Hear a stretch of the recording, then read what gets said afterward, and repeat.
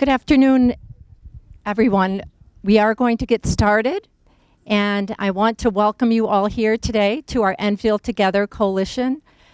This is an opportunity where we're actually having someone come and give us information about a very important topic on marijuana, and we're going to introduce him in a minute. But I just want to remind all of you, we do have a sign-in sheet that is over on the table, and also there are agendas that are available for you to take. And if we have anyone who has not been to a coalition meeting before, we would love to send you off with a packet of information so you would learn a little bit about who we are, so we get to know you.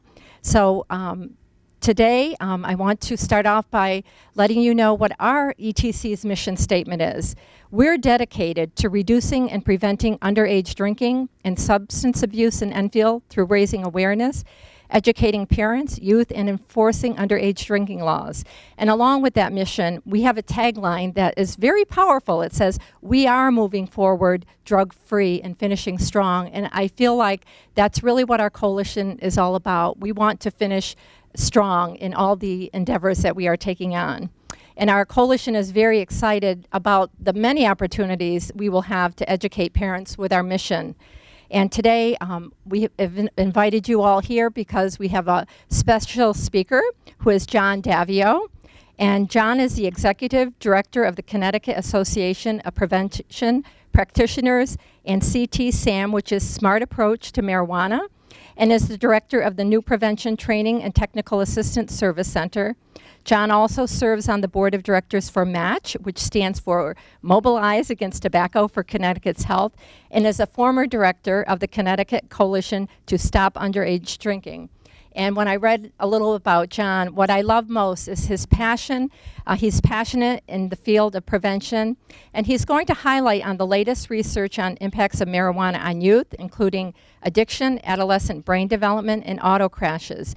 You're also going to hear about the new big marijuana industry that profits from creating addiction to substances. So please help me welcome John Davio.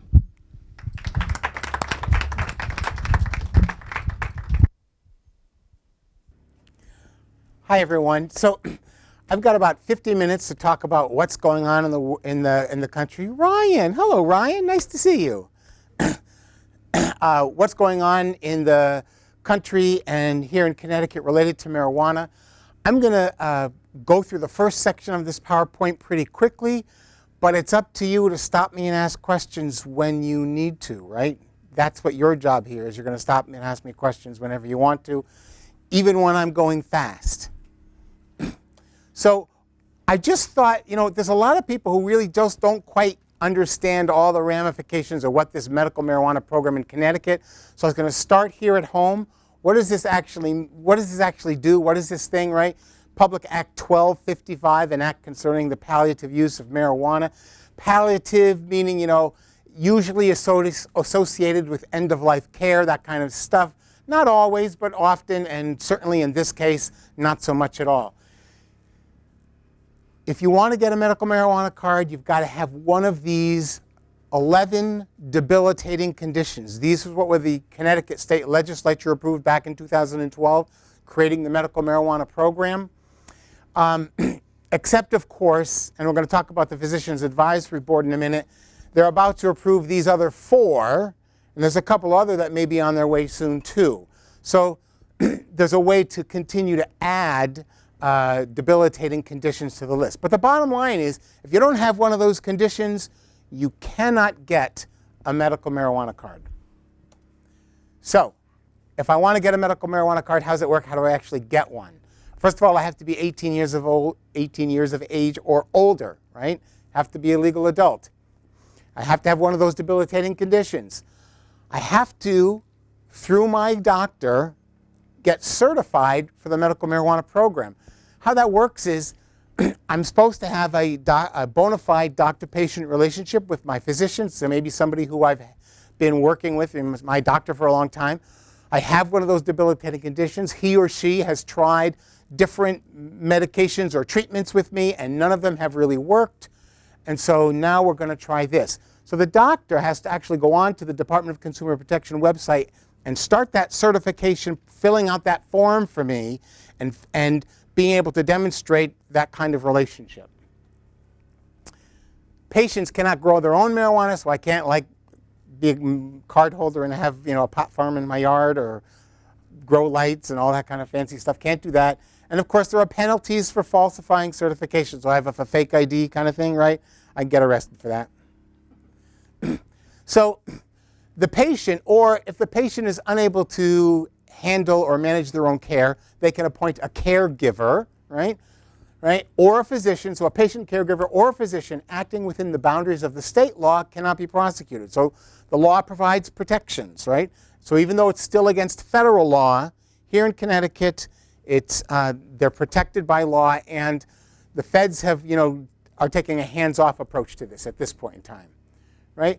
All medical marijuana for Connecticut has to be produced here and used here. It cannot cross state lines, right? Because once it does, now, of course, it's still federally illegal, right? Now it's a federal offense. FBI gets involved, all that kind of stuff, right? So it has to. It's produced here, grown. The different products are made here, and then dispensed out here in Connecticut only to medical marijuana patients. Yes. What if you're traveling on vacation?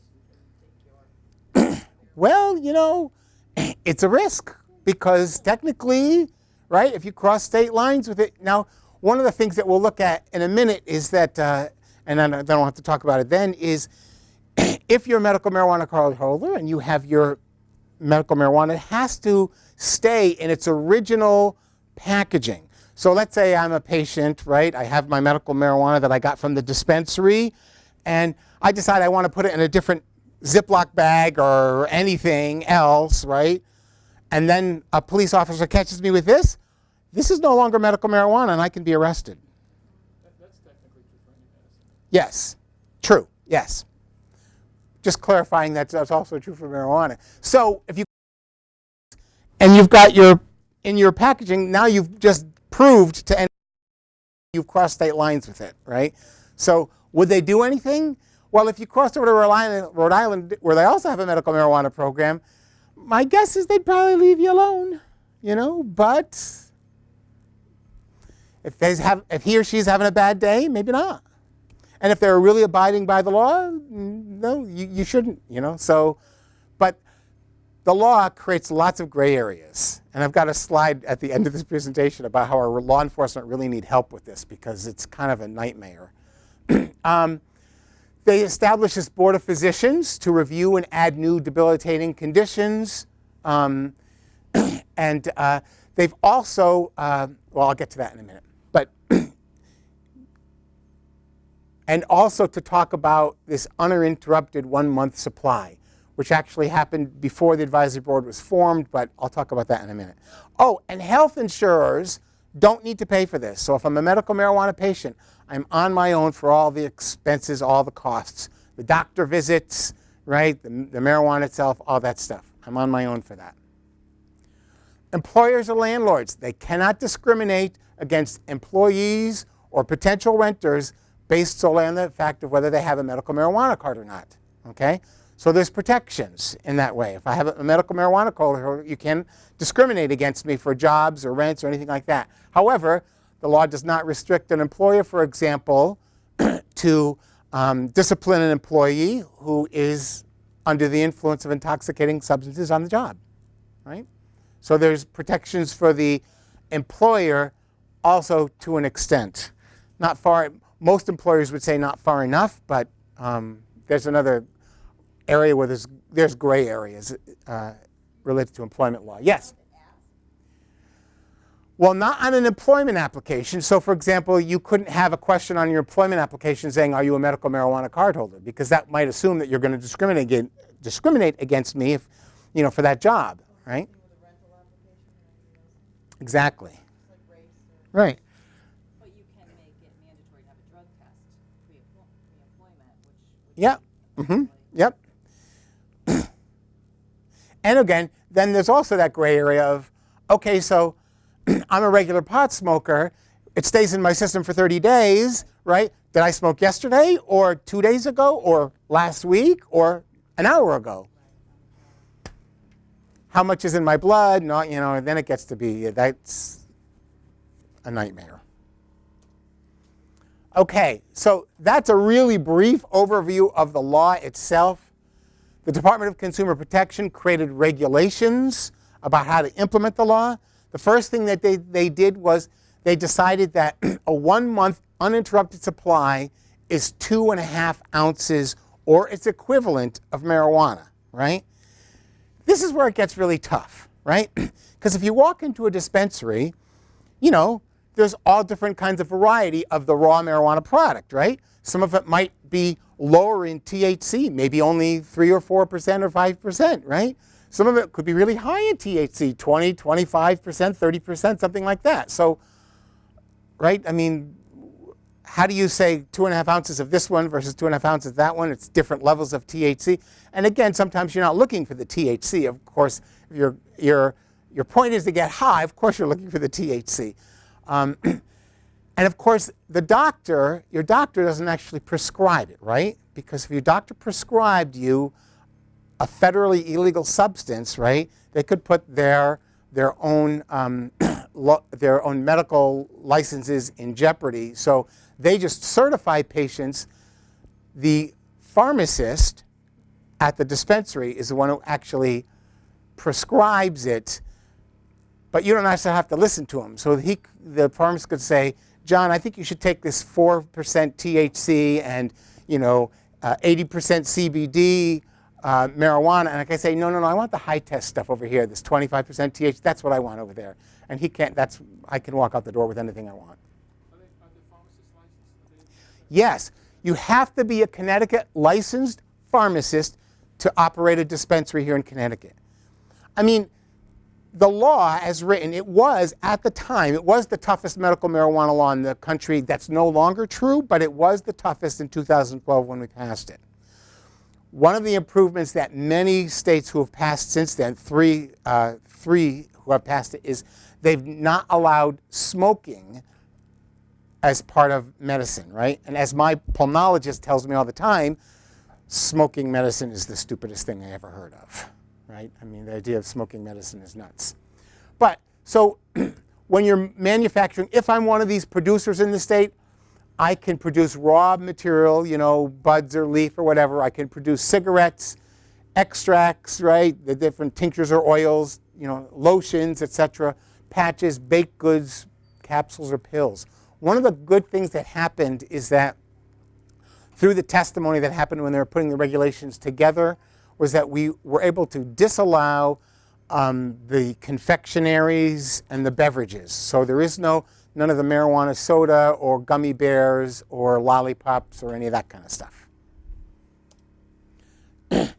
And if you're manufacturing, right, no marijuana product shall, right, include alcoholic liquor, right, sold as a beverage or confectionery, sold in a form or design that is obscene or indecent, attractive to those under the age of 18, would promote marijuana for anything other than medical purposes, like for recreational use, et cetera, et cetera, et cetera. So there are some regulations for how this product gets not only produced, but then there are also a mirror set of marketing regulations for how marijuana can be marketed in the state. So we do have some things in place. As a matter of fact, I thought the Department of Consumer Protection did a pretty good job writing the regulations. I think the law is a lot more flawed than the regulations are. And as I mentioned, it has to be in it all has to be individually packaged and labeled in child-proof packaging. Has to remain in that packaging for the entire time that you're using the product. Child resistant and light resistance, I should say. One of the other things you have to think about is that 2.5 ounces, right? Now again, some of the dispensaries are starting to sell more of the oils than the raw product, right? Which means people are maybe thinking about it more like medicine, which is a really good sign. But at the same time, how much of the oils can I get if the limit is 2.5 ounces, right? How do I know how much oil equals 2.5 ounces, or how many brownies equals 2.5 ounces, or how many whatever? And we don't. This is one part of the problem, is that there's no way to understand what the dosage is. So if I'm a 300-pound male with cancer and somebody else is a 95-pound person, with, multiple sclerosis, what dosages should they get? Are there any indications with other medications they're taking or with their condition that would be different than for mine? We don't know any of this stuff. And so this is really part of the problem with the whole idea of marijuana as medicine, is that there's just so much that we don't know at this point about what it's good for. And I will admit, we have the federal government, at least in part, to blame for this, because they really did restrict the ability for research to be conducted on marijuana for decades. And I think if they had loosened the gates a little bit back in the 70s, we'd be in a very different place now. And that would have been better, because actually, I'll be the first one to tell you, I think, my non-medical expert opinion, because I'm not a medical expert, right? I actually do think that there is medicinal value in marijuana components. But I don't think we smoke them to get the value of those, right? If I break my arm and go to the emergency room, they don't give me a oozing opium flower to chew or to chew on. They give me a shot of morphine, which they know exactly what dose I should get and indications with other and all that stuff. So,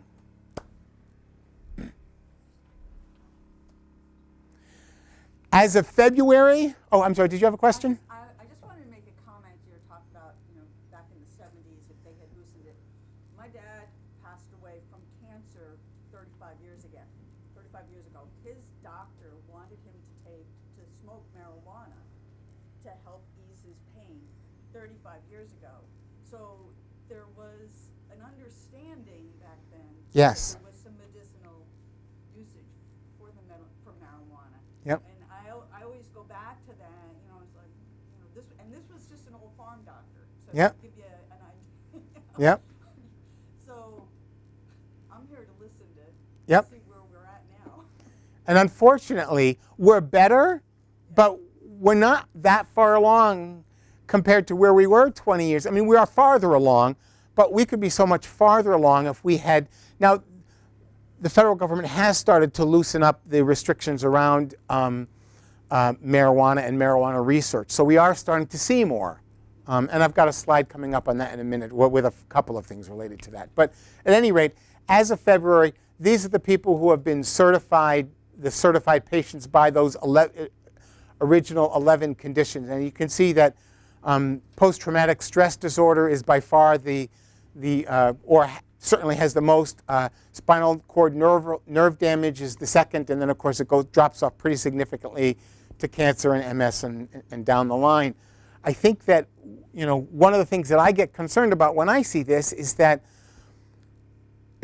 if you're smoking marijuana and you have PTSD, the links between, and I've got a slide on this coming up, between marijuana and mental health issues and mental health disorders is pretty well established at this point in time. And so we do have to be concerned about, I've already got a mental health issue in my PTSD, and now I'm going to smoke marijuana and potentially make it worse.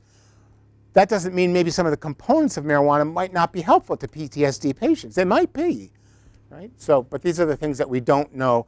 So we've really jumped ahead, and because of this new big marijuana industry, we have jumped ahead for the purpose of profits to a few over the health of us as a population. So, right? I mean, we do have some scientifically developed medical marijuana products, right? Marinol, right, has been on the market for decades at this point in time. There's a fairly new product called Sativex out there being tested and studied for multiple sclerosis patients, and and it seems to have some impact with pain. Again, it's one-to-one THC to this other component of marijuana, the CBDs, one of the other cannabinoids.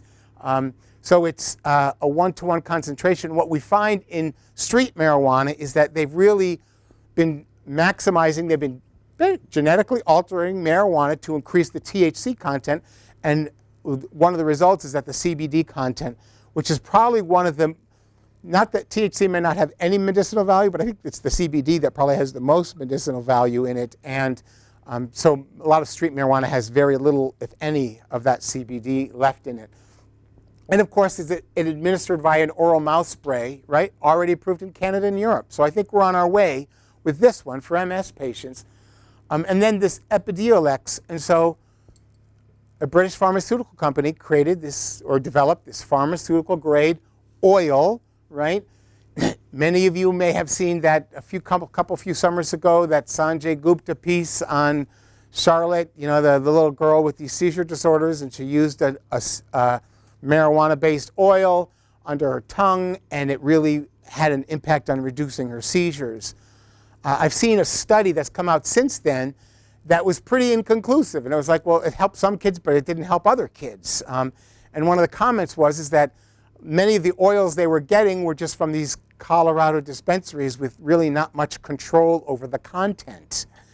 And the study actually suggested that if you had a product like Epidiolex, maybe the results would be much better. And so there are actually studies in several states in the US right now studying Epidiolex for these young seizure disorders or with young children. So I think that, you know, again, it seems clear that there is some medical benefit, and we're just now getting to the point where we're figuring out what that might be and trying to study it.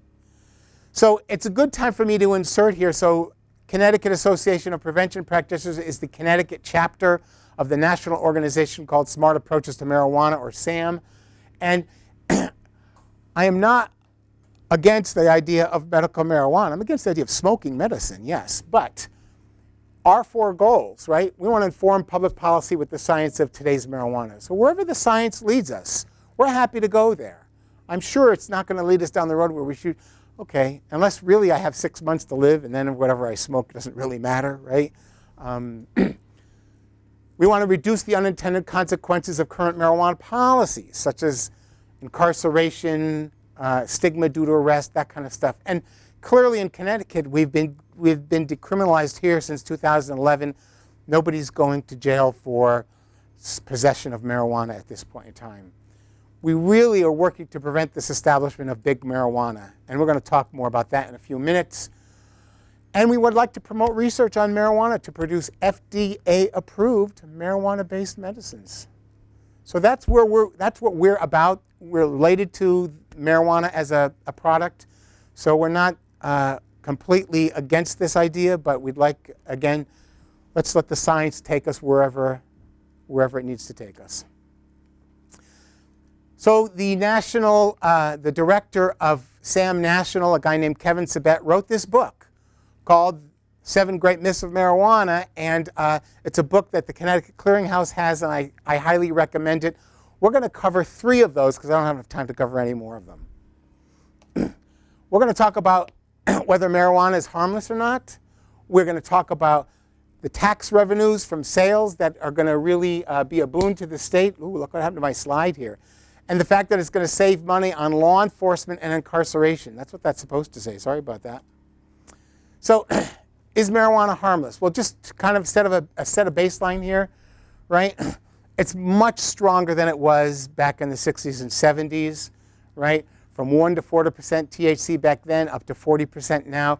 And if you get into any of this dabbing, you know, these oils that they create with this butane extraction process, right? Those oils are often over 90% THC. So pretty strong, potent stuff. Anywhere from 40 to 40%, 40 times stronger than it was then. So it's stronger today. Maybe that's good, maybe that's bad, right? Depends on your perspective.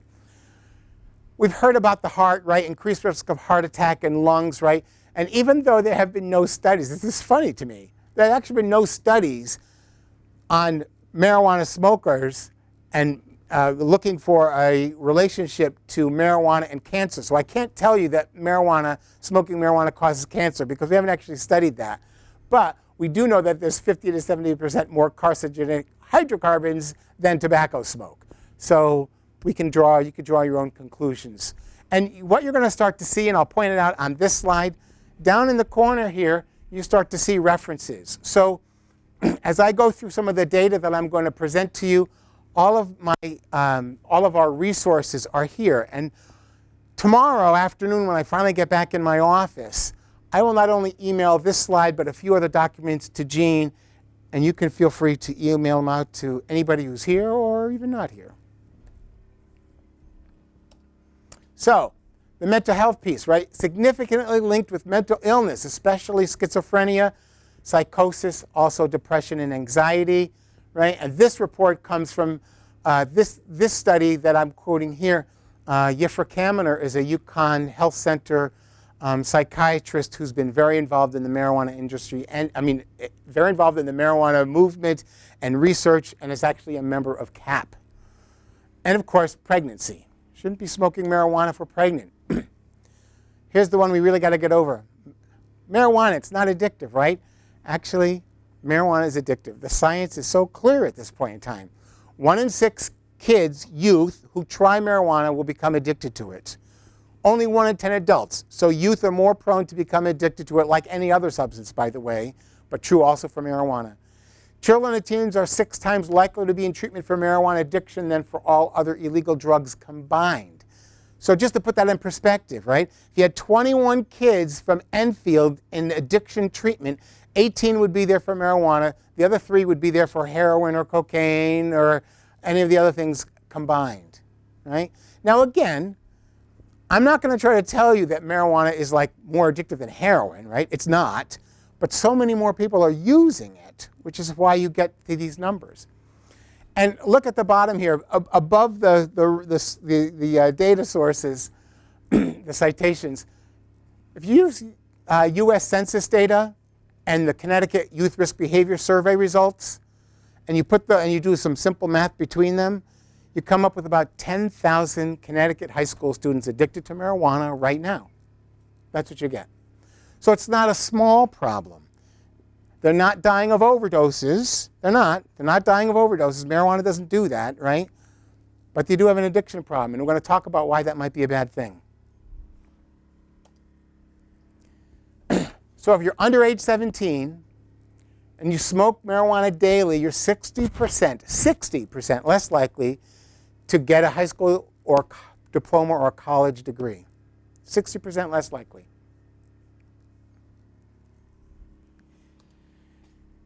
And your hippocampus, right, one of your brain, parts of your brain that's directly associated with memory, emotions, learning, that kind of stuff, 12% smaller in marijuana users than non-users. And we don't quite know how bad that is, but the fact that it's smaller, it's obviously changing brain development. So this Duke University study is pretty interesting, 2012, right? What they did is, in New Zealand, they followed this whole community on a whole bunch of health outcomes. They started following these youth when they were like 12, 13 years old, and as of 2012 had followed them up until they were like 38, 39 years old, right? So they followed them for this long period of time. So you have to remember when I talk about this study, right, we're talking about the marijuana of the late 80s and 90s. We're not even talking about the much more potent marijuana of today, right? What they found, if you smoked marijuana about 3 to 5 times a week, right, you lost an average of 6 IQ points. Some lost less, some lost more, right? Average of 6 IQ points from smoking marijuana 3 to 5 times a week. Then what they found is, for those kids who then in their 20s quit smoking marijuana, when they tested them at 38, they still had that IQ loss, which is where you get that word permanent underlined. As of that 26 or 25 year span of time from 13 to 38, so far that brain loss, that intelligence drop is permanent. Now maybe when they follow them again when they're 50, maybe they'll find something to come back. I can't tell you, but at this point in time, it looks permanent. 25 years. So when we get to that whole harmful part, marijuana is harmless. Thinking about our own brain development, what it does to us personally. But then outside of that, what we found from the Colorado Department of Transportation, during the commercial medical marijuana period, after, which happened about 2009, so before that, 2006, and then after that had started, what we found is that car crashes doubled, or actually what I'm trying to say is marijuana crash fatalities. So people died in a car crash related to marijuana doubled during that time period. So we've heard a lot. I mean, I've heard a lot, youth saying, I actually drive better when I'm high. And the data is pretty clear that that's not true. So a few other things from Colorado. What have we learned from Colorado? This all comes from this Rocky Mountain High-Intensity Drug Trafficking Report that came out just last month. There was another version that came out. This is the third one following what's going on in Colorado related to marijuana. So youth marijuana use, ages 12 to 17-year-olds, right, is now third in the nation at 11.16% compared to about a little over 7% nationally. But I think it's the increase from before to after. And I've got a couple other slides that show some of the increases that are happening between. But certainly, back in 2006, I don't have this on this slide because it's from the last year's Rocky Mountain High-Intensity Drug Trafficking Report. They went from a rank of like 20 or 18 or 19 to 3. So they really, in the last 5-6 years, have really kind of skyrocketed to the top, where they were much closer to the middle before. So drug-related suspensions, expulsions, 40% increase related, and most of them related to marijuana between the 08-09 school year and the 13-14 school year. And 20% increase in youth probationers testing positive for marijuana. So we're definitely, because of recreational use, which again, in Colorado, if you're under 18, you're not supposed to be able to get recreational marijuana. But we're certainly seeing impacts where youth are obviously getting recreational, just as they got medical marijuana. So you know that 74% of youth in addiction treatment in Denver, Colorado, for marijuana, reported they got their marijuana from a medical marijuana card holder at least 50 times. So, and we've actually already had several incidents of people being arrested here in Connecticut trying to resell their marijuana. I mean, the fact is, 2.5 ounces of marijuana is a lot. Even if I'm a pretty heavy smoker, an ounce or an ounce and a half is plenty for me. So what am I going to do with that other ounce or so? I'm going to sell it to your kids, right? By the time I get to month 3, I'm making a profit on my medical marijuana. Driving under the influence. So when retail marijuana businesses started operating in 2013, right? 32% increase in marijuana-related traffic deaths in 2014, just 1 year later. A 32% increase. And at the same, and over over the 2010 to 2014 time period, overall traffic deaths only increased 8%. So 8% versus a 32% increase in marijuana traffic deaths. Oops, I should go back. Oh yes, the toxic. So medical marijuana business began operating. For those driving under the influence, the marijuana or the THC positive test results increased 45% again in just that 1 year. How are they testing, John? So in Colorado, what they did was, and I don't know exactly how they managed this, but they passed a law in Colorado where kind of like a blood alcohol content, a THC blood content, 2 nanograms per milliliter. But of course, the only way to get that, you have to draw blood for that. There's no breathalyzer. People are trying to develop a breathalyzer now, but there is no such thing.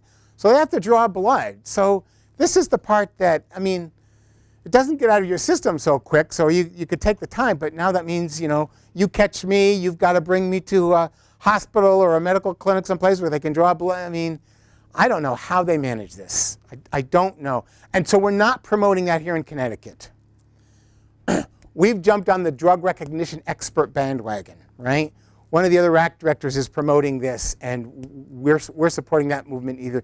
It's a pretty intense training for police officers. They go through this this very intensive 2-week training. I've actually talked to and seen some of the tools of one of these drug recognition experts. And it's like, oh, 30% dilated pupil means this, 50%, I mean, they like, and through observation.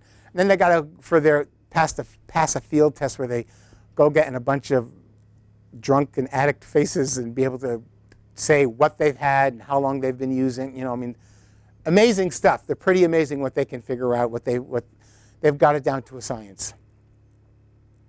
So, emergency room and hospital, 29% increase in just that 1 year of emergency room visits related to marijuana, right?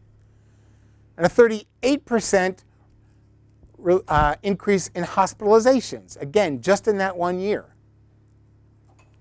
And then if you compare 3 years after the medical marijuana was commercialized, again, back in that 2006 to 2009 period, to afterwards, a 40% increase in hospitalizations related to marijuana all told. So people are going to the hospital because of their taking marijuana.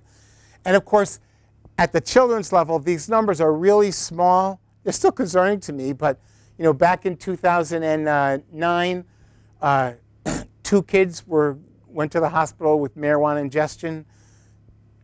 In 2014, there were 16 of them. So the numbers are increasing, and the concern is, and we've heard some of the stories. The kid thought he was taking his snack his school snack out of the drawer and grabbed the medical marijuana snack instead because the packaging looks pretty similar. So, yes. Is it the ingestion as well as the effect and maybe the effect on the physical body too as well, like the poor judgment? Or how would they measure that? Well, in terms of Hospitalization? Based on yeah, so you mean and the emotional response, is that what you're? exactly, like for instance, like falling down. Yes. Is there higher risk of that versus just the intake? Yeah, so there's definitely some physical as well as emotional effects. And so, I mean, and yes, so obviously I can't drive a car as well. I could be in a crash. But, I mean, in some people, marijuana, and especially some of the more powerful marijuana today, it can cause hallucinations. And so I could start freaking out, right? And they could rush me to the emergency room, right? Or the vomiting thing, I always thought that was interesting. And I don't remember what it's called. But in a small percentage of people who, even those who have used regularly and have had no physical response, a small percentage of people can develop this inability to stop vomiting for sometimes days at a time, and there's no reversal. Is that accurate based on what you know, John? Yes, I've heard that. I haven't looked at that a whole lot, and not recently, but. I heard it from a federal source. Yeah. So it was not a street tidbit, but And I think there are some other drugs that do that as well. But yeah, yep. So, just a little. Okay, so we're talking about now. We've moved to diversion of Colorado marijuana, interdiction, seizures of marijuana bound for 36 other states. So Colorado marijuana bound for 36 other states, right? Increased from 52 per year to 242 per year, right?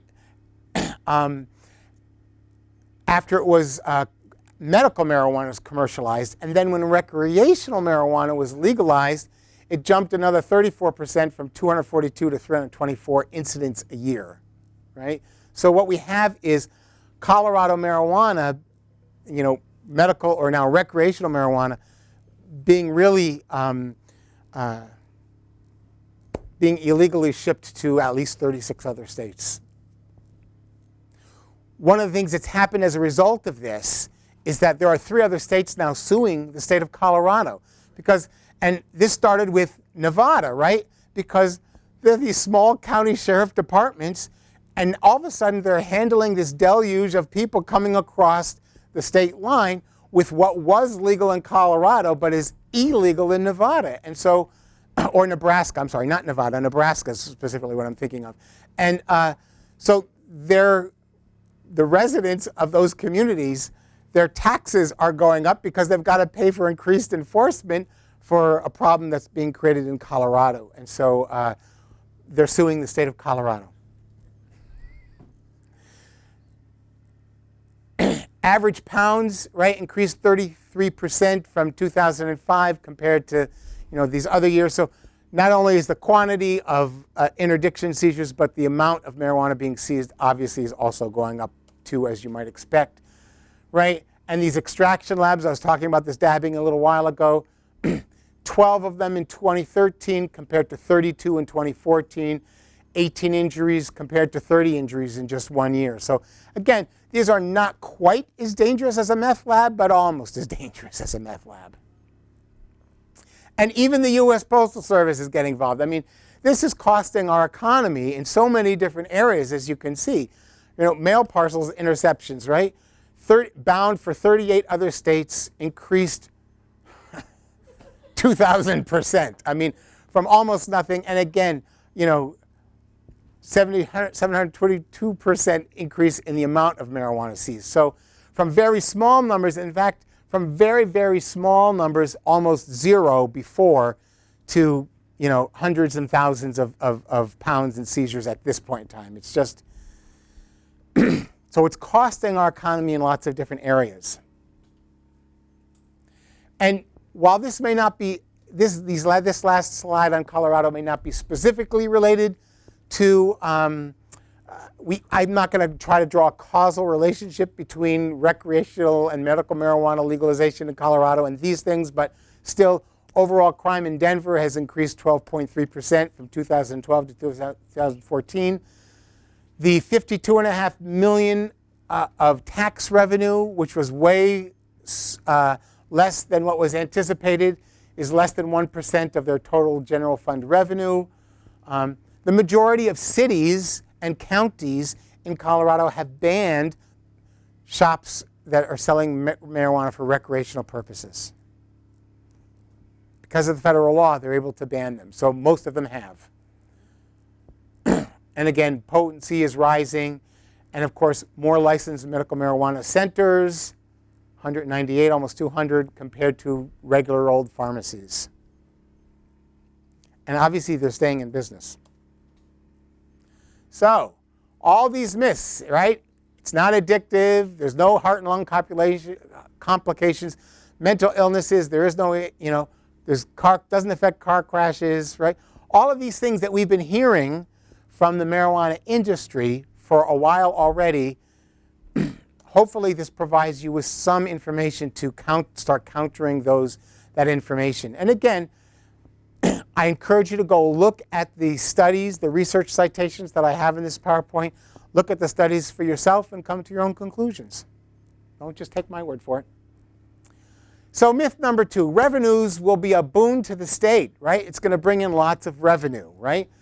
Just like the tobacco tax or gambling money or the alcohol tax, right? Well, if you actually look at things and you kind of pick things apart, $14 billion in revenues, this is nationally, this is not Connecticut, this is nationally, right? $14 billion in revenues from alcohol taxes compared to $185 billion in tobacco taxes. And this is from 2008. The New York Times reprinted this from some federal studies. And you can see it's even worse on the tobacco side. $200 billion in costs compared to $25 billion in revenue. Now the thing is that this $14 billion here and this $25 billion, right, also pales in comparison to the profits that the alcohol and tobacco companies have made off of their products, while we're really paying the costs. As taxpayers, we're paying the costs of the social costs of those products. Why would marijuana be any different? Why would another addictive product be any different than that? And the answer is, I don't think so. I don't think it will be any different at all. So this third myth, among sentenced prisoners under state jurisdiction in 2008, this comes from the Bureau of Justice Statistics, right? 18% were sentenced for drug offenses, and of that 18%, only 0.2% 2% were there for simple drug possession. So even though we're not doing it in Connecticut, nationally, we're not putting people behind bars for simple drug possession. And if you know anything about how the court system works, probably most of that 0.2% plea bargain down from some kind of, possession with intent to sell or some other charge and plea bargain down. So most of even those people probably were arrested for something more than just simple drug possession in the first place anyway. So we're not putting people behind bars. So it's not going to save money on incarceration. And of course, Sam is in complete agreement with this idea of, okay, so putting somebody behind bars for simple marijuana possession is a bad idea. Why aren't we thinking of more restorative practices, and why aren't we thinking about things like, do they need help? Do they have an addiction? Do they need treatment? Do they need some kind of support? And again, it's already been just a fine, right? If you get caught with a small amount of marijuana here in Connecticut, it's like a parking ticket. It's like a speeding ticket. And now the enforcement piece, right? If we could only treat marijuana like alcohol, we would save money on enforcement. Well, the data doesn't bear that out. So in 2008, we had 2.7 million arrests for alcohol-related crimes.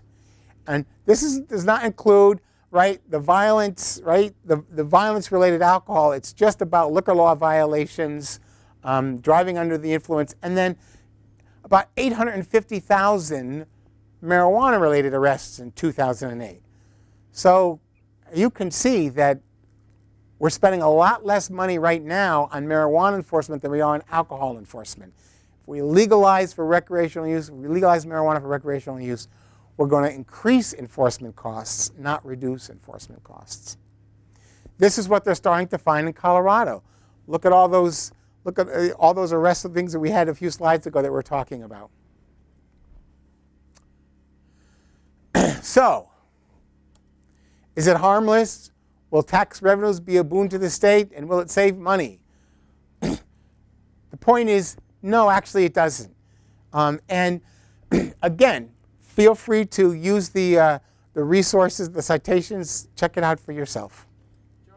Yeah. Has there been any, I assume some people are going to try to be looking at this in terms of whether purchasing legal marijuana is funneling money away from illegal operations, cartels, et cetera, and that's an overall big, tight crime.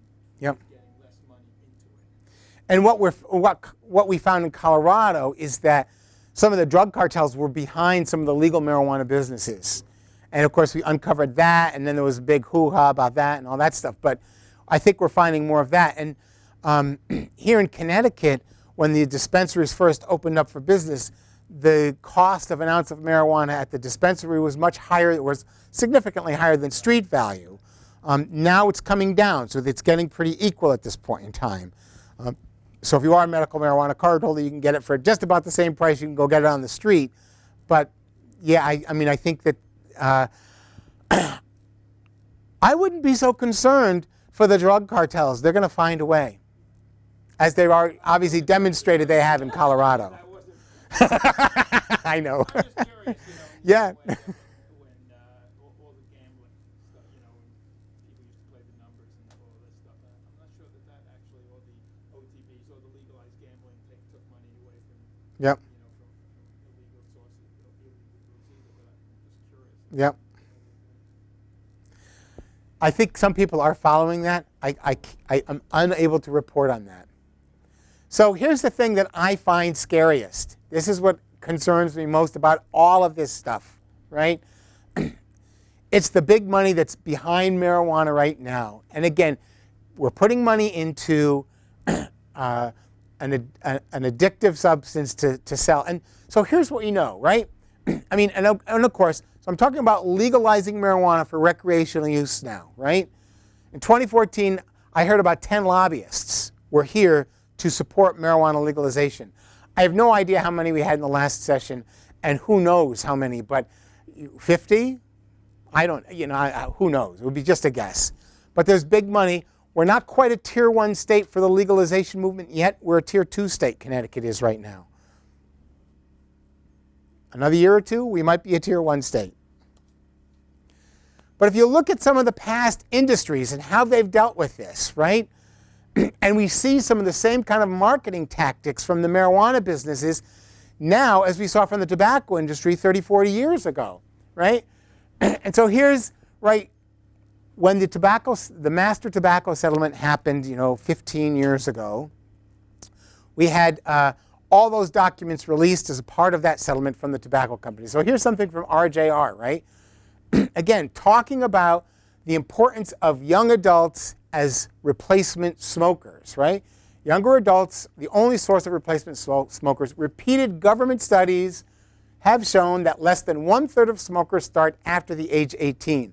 So they may be using the word young adults, but I would say maybe we're talking about youth, right?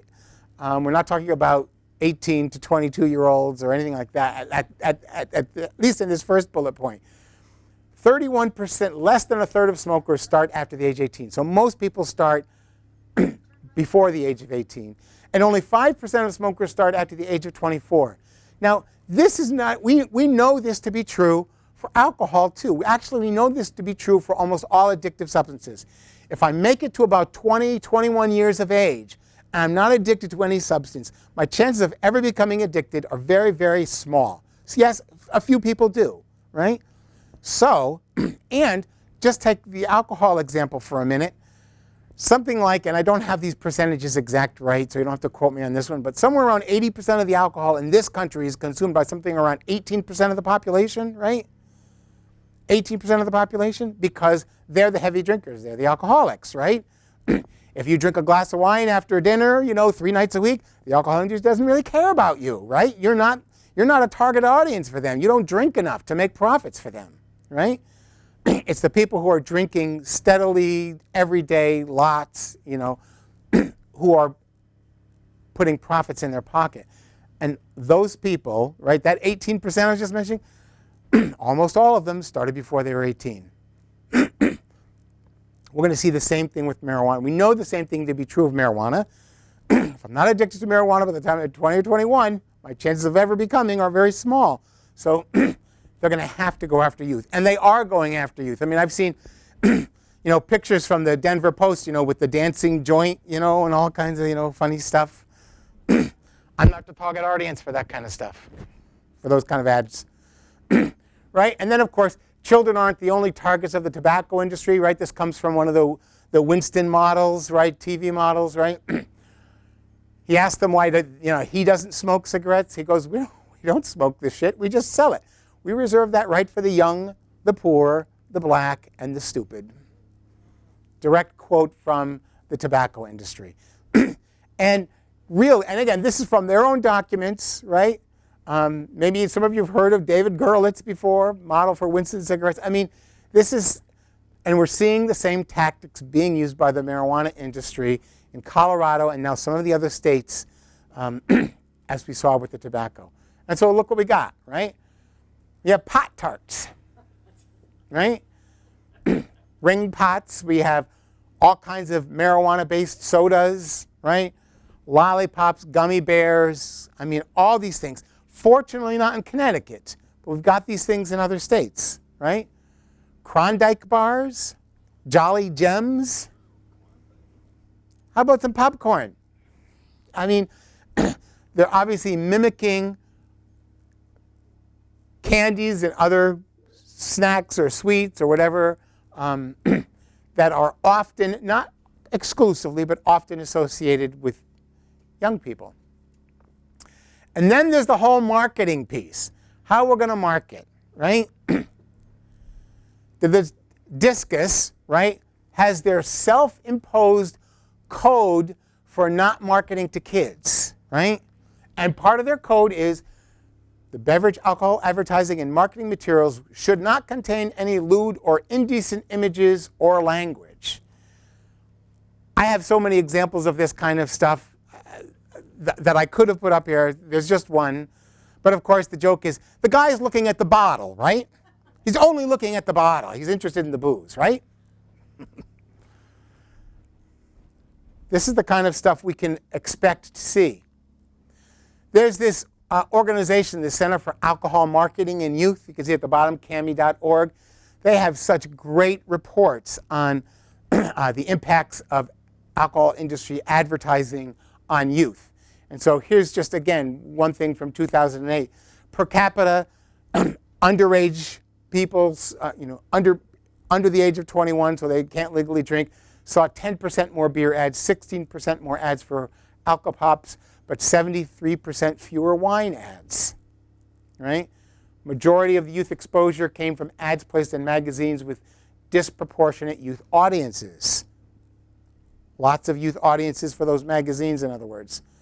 And again, you look at television, more like, youth ages 12 to 20, more likely to see on a per capita basis than adults.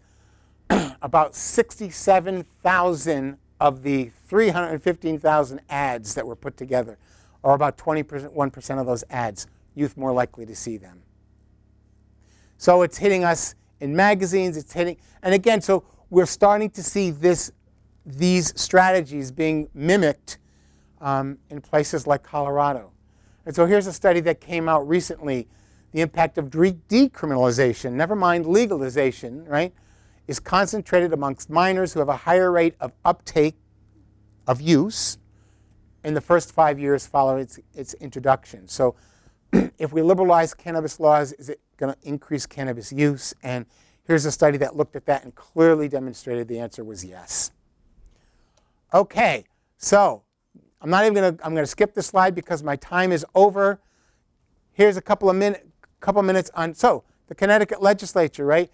This past year, 2015, was the first time we had legalization bills in the legislature to legalize the recreational use of marijuana. They didn't go anywhere, but I'll remind you that it was somewhere around 2002 or 2003 when medical marijuana was first introduced into the legislature, and every year thereafter until it finally passed in 2012. There was also a law to expand medical marijuana to kids, right?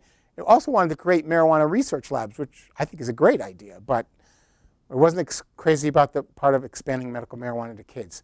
So what can we do, right? Jean was kind enough to send me your action plan. I took a look at that.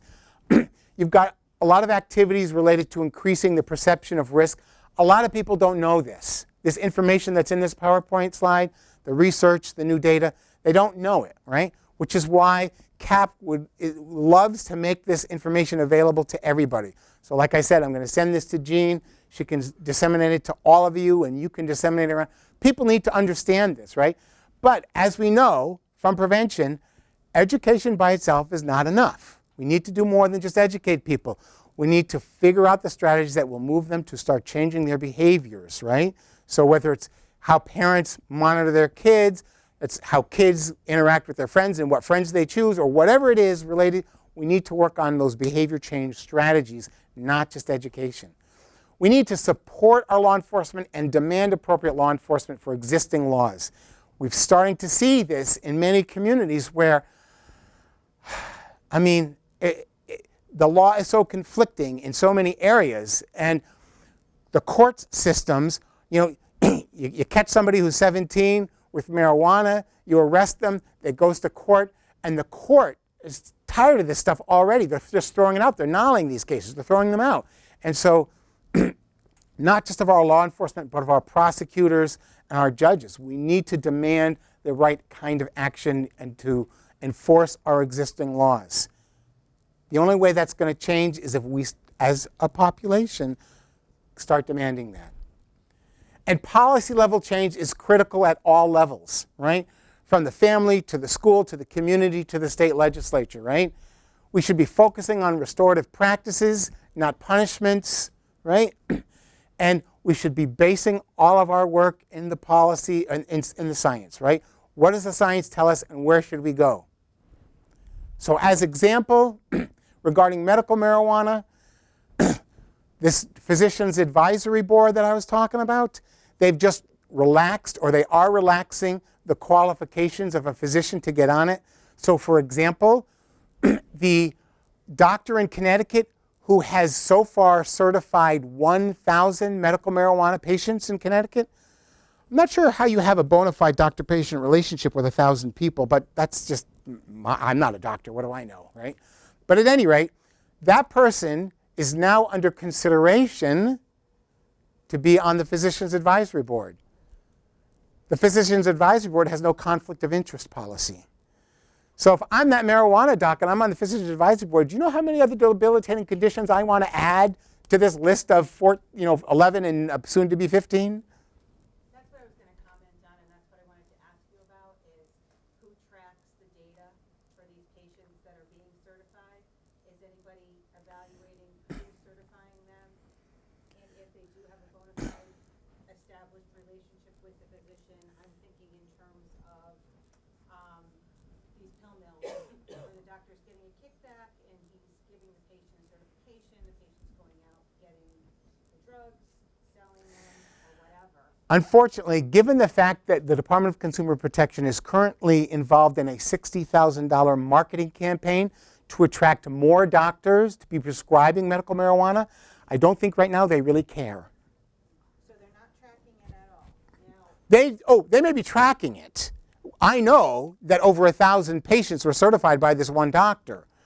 So it's being tracked, but I don't care. doing anything about I don't care. it.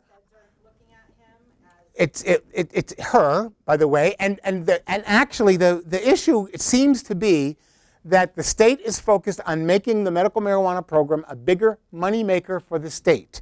And so therefore, most doctors are not interested in signing up because we don't know the medicine. I don't have any prescription. I don't have any dosage guidelines. I don't have any contraindications. There's so many things that I don't have with an FDA approved, that I would have if it was an FDA approved medicine, that most doctors are not, they're not having a lot of success of signing up other doctors.